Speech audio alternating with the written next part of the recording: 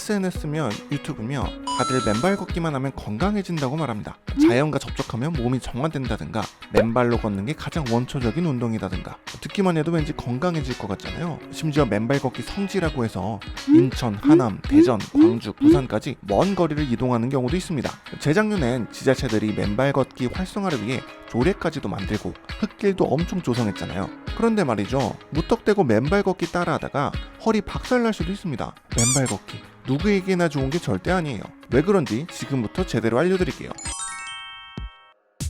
지금 또 허리가 뻐근하거나 아침에 일어났을 때 요통 느끼시는 분들 많으시죠? 혹시 그런 상태에서 맨발로 자연과 하나가 되겠다면서 공원에 가서 딱딱한 흙길을 걸었나요? 아니면 등산을 하다가 신발을 벗고 맨발로 걸으셨나요? 이러면 허리도 망가지는 겁니다.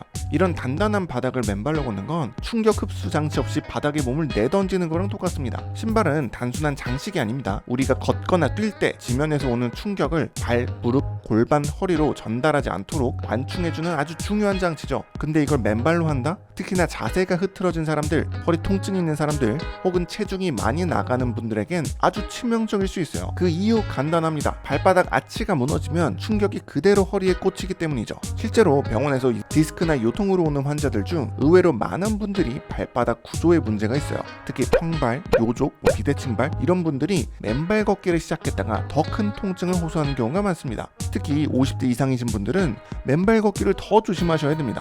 왜냐고요? 바로 발바닥의 기능이 점점 약해지기 때문입니다. 우리는 보통 35세 전후부터 이 발바닥의 고유 수용 감각이라는 게 퇴화하기 시작해요. 이게 뭐냐면 쉽게 말해서 발의 민감도가 떨어지고 균형 잡는 능력이 둔해지는 거예요. 그러면 무슨 일이 생기느냐? 원래는 발이 알아서 균형을 잡아줘야 되는데 이게 안 되니까 허리랑 골반 근육이 대신 일을 하게 되는 겁니다. 결국 허리에 부담이 확 올라가는 구조가 돼요. 게다가 나이가 들수록 발바닥의 지방층도 얇아지고 피부도 얇아져요. 즉 충격을 흡수해주던 자연 쿠션이 사라진다는 얘기죠. 이 상태에서 맨발로 딱딱한 땅을 걷는다? 충격이 고스란히 허리로 튀어 올라갑니다. 디스크가 안 좋아지는 거 너무나 당연한 일이죠. 많은 분들이 나이가 들면서 허리가 아파서 허리가 아픈데 맨발 걷기나 해볼까? 이렇게 생각을 하시는데요. 정말 중요한 포인트는 이겁니다. 나이 들수록 맨발 걷기는 더 조심해야 한다는 사실. 잘못하면 건강 챙기려고 시작한 맨발 걷기가 오히려 허리에 더 큰 부담을 주는 독이 될 수 있습니다.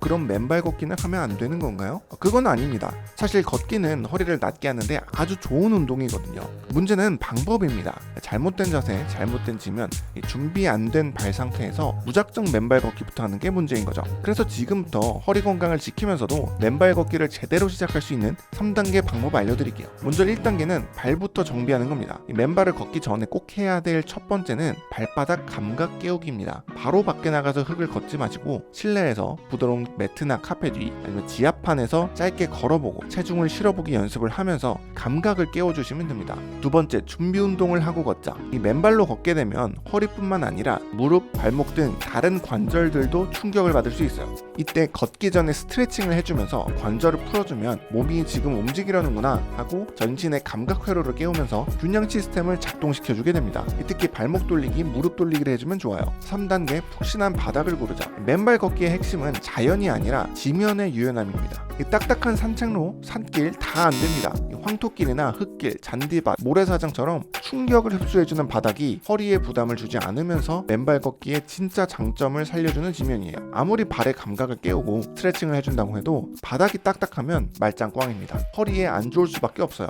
맨발 걷기는 무조건 부드러운 흙길을 걷는 걸 해주셔야 합니다. 그리고 여기서 중요한 얘기 하나만 더 해드릴게요. 사실 맨발 걷기만큼 중요한 게 하나 있어요. 바로 신전 운동입니다. 이 맨발 걷기는 혈액순환을 강화해서 이 디스크에 영향을 공급해주는 아주 중요한 역할을 하긴 합니다. 하지만 이 찢어진 디스크 자체를 회복시키는 데는 신전 운동이 핵심이에요.